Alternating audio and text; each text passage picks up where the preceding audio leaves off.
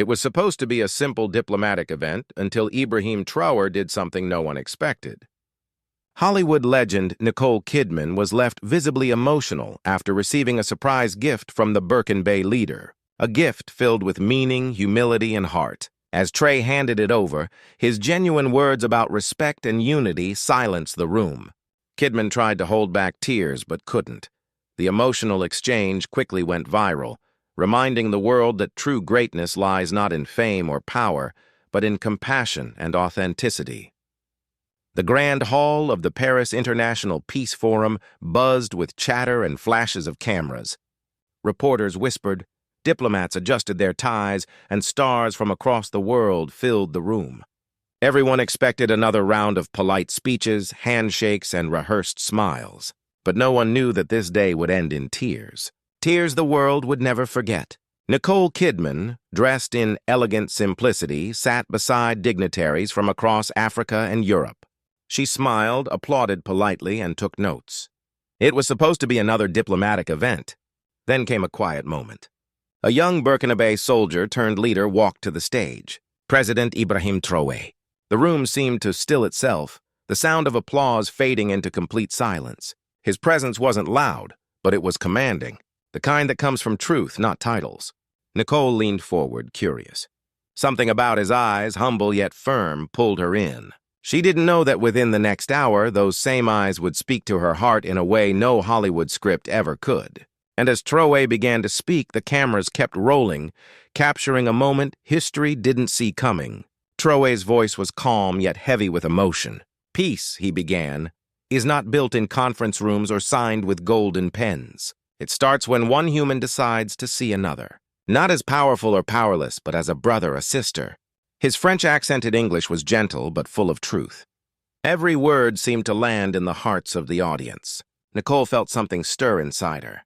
This wasn't the usual political talk filled with promises and applause lines.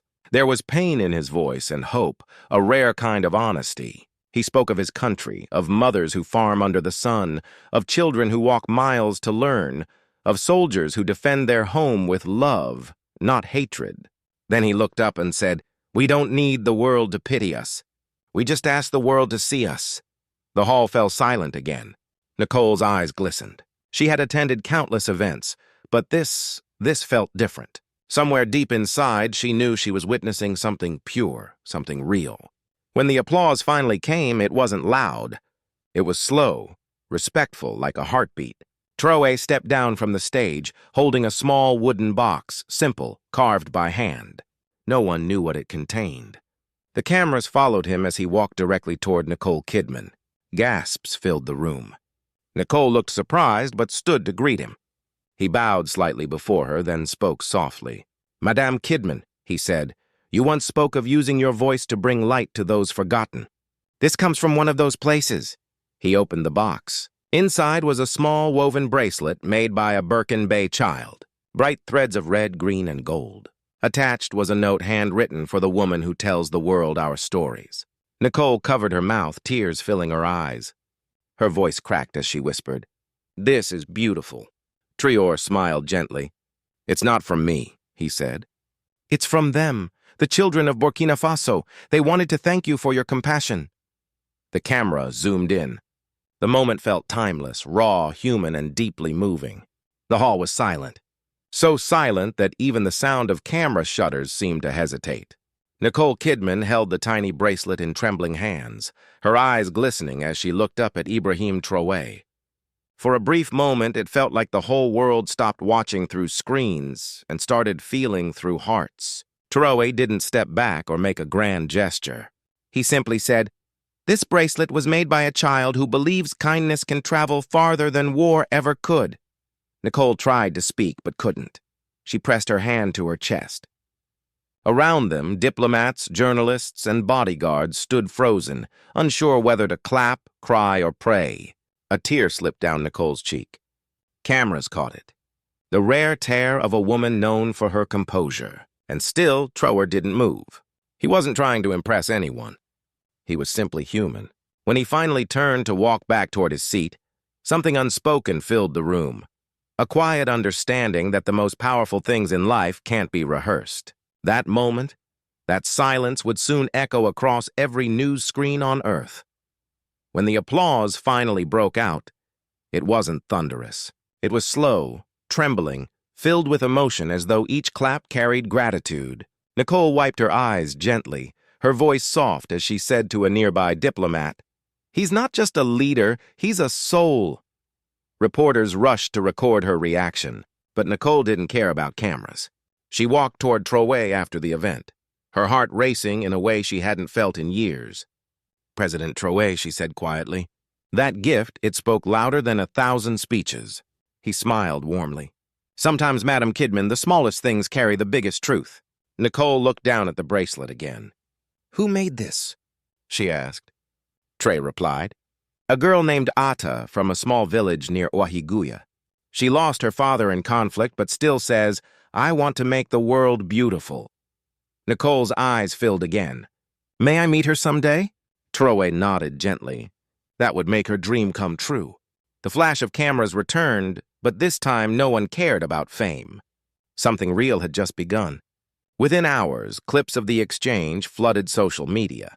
The world had witnessed an unexpected miracle, not of politics, but of humanity. Hashtags like "the gift that spoke," Nicole and Traoré, and "kindness beyond borders" trended globally.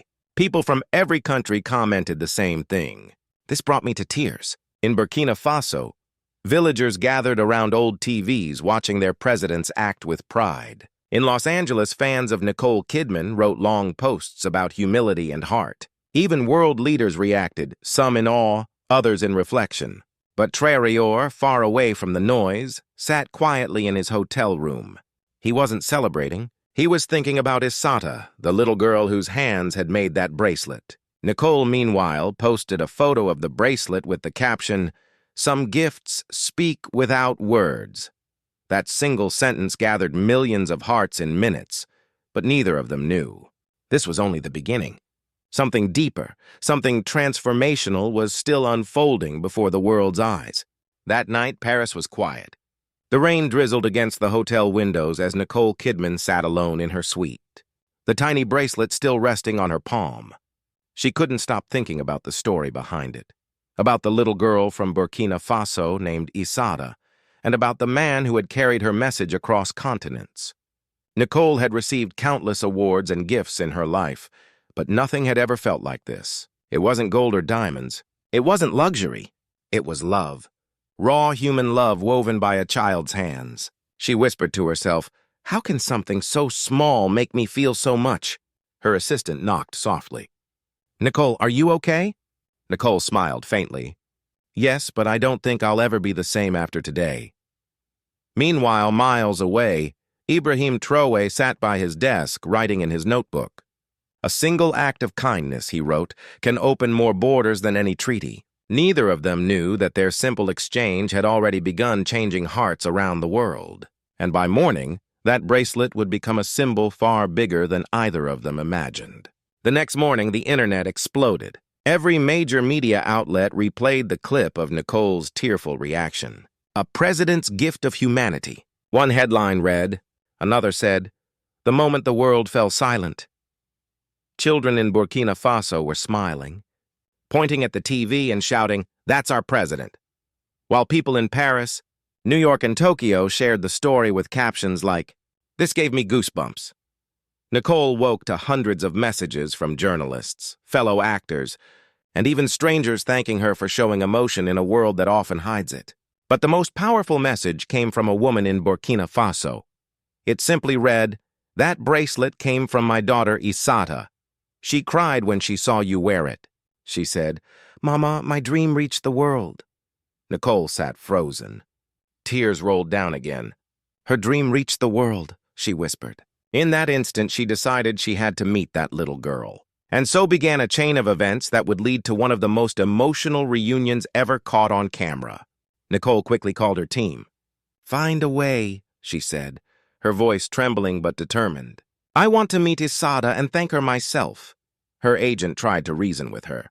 "Nicole, flights, security, press, it'll take time." "I don't care," she replied softly. Some moments in life can't wait. That same day, she sent a message to the Burkina embassy. Within hours, it reached President Traoré. He read the letter quietly, a smile touching his lips.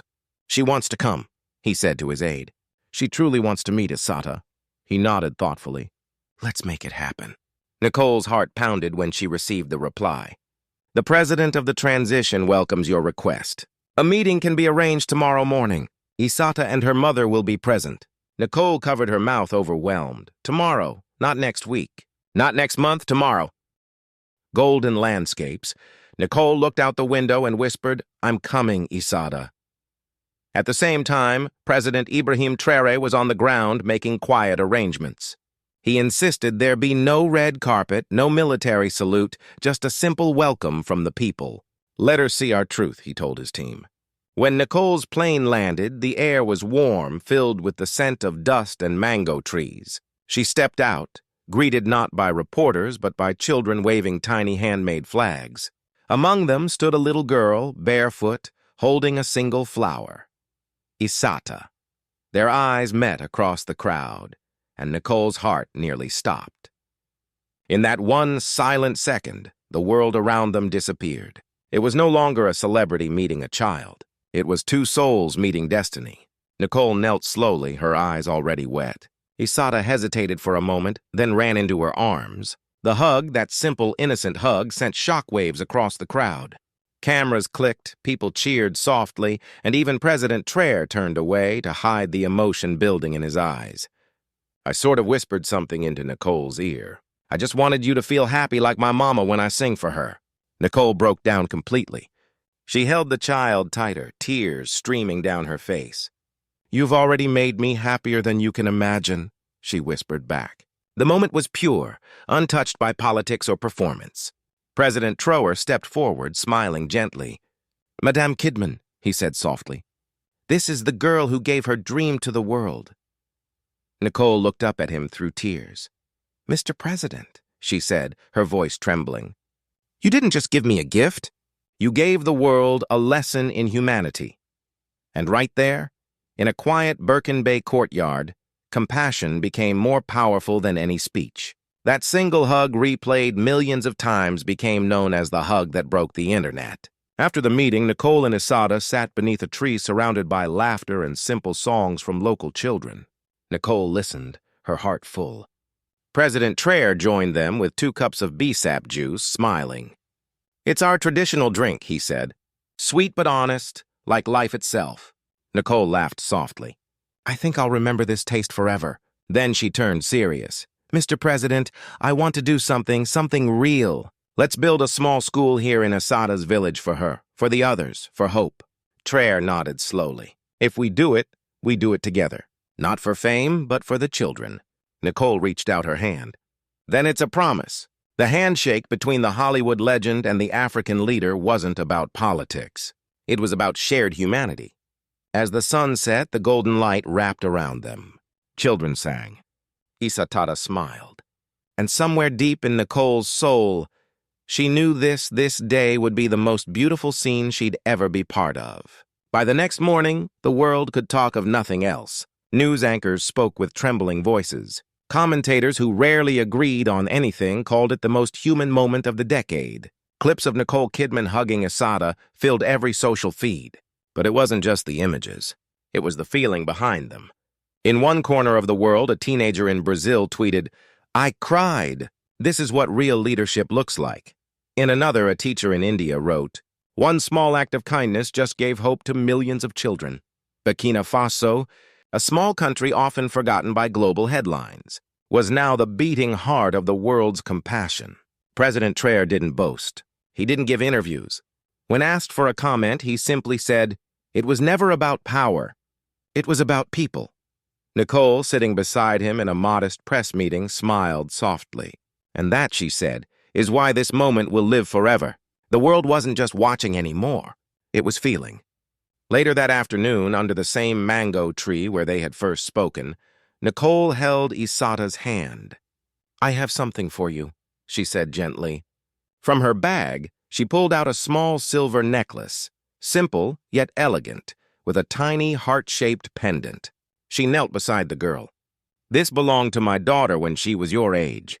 I want you to have it. It's a reminder that love travels. It never stays in one place." I saw his eyes filled with tears. "But I didn't give you a gift for you to give me something back," she said shilly. Nicole smiled, brushing a tear from the girl's cheek.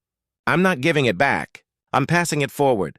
President Traoré stood nearby, his expression soft but proud. "That," he said quietly, "is how peace begins. Not in big speeches, but in small hearts that understand love."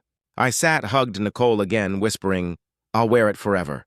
And the cameras caught the image, a bracelet and a necklace side by side.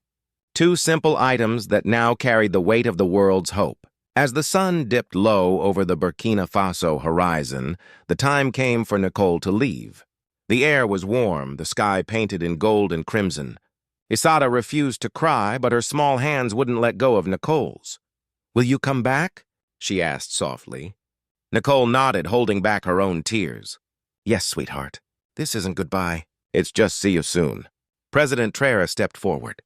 "Madam Kidman," he said, his voice filled with quiet strength, "thank you for showing the world that kindness can still move hearts. Burkina Faso will never forget this moment." Nicole placed a hand on his shoulder. "And the world will never forget you, Mr. President.